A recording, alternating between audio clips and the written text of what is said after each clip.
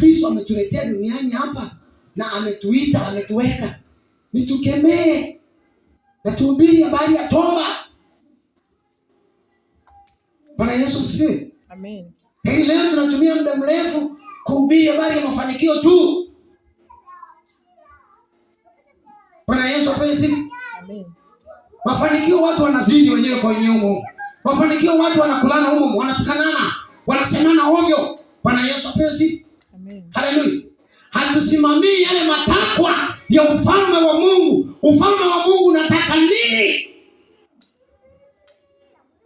Kina Petro walikuwa waangalia umeleta sadaka. Wanaangalia sisi tunahubiri habari ya ufalme wa Mungu. Je, mnaishi kwenye ufalme wa Mungu? Anania anakuja kweli, ndio umekuja na sadaka ni nusu. Hapana, we are not here for money. Tunahitaji kuona watu wote ni waaminifu, wasitende dhambi, wasiseme uongo, wakauathiri ufalme wa Mungu. Amen.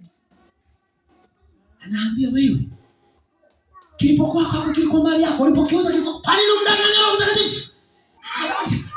Wewe acha uongo. Sana sio pesa. Acha uongo.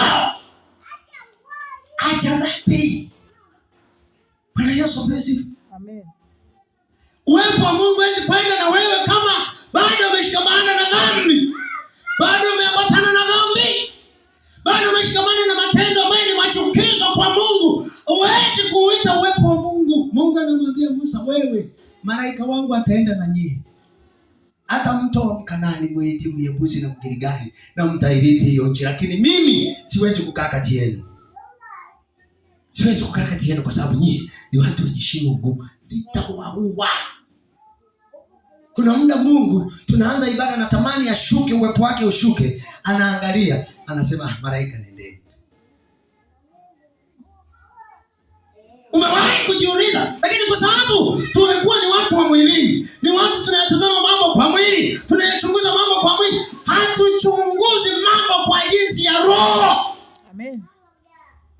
Kuna ibada unaweza kumbe sikweli Mungu amekusudia ashuke, wameingia watu wachafu kanisani, wametoka kufanya vitu vyao vya ovyo, na wao wako kanisani wanapiga pambio humo. Mungu anaangalia kwa sababu ya neema. Ya malaika nende. Mimi wana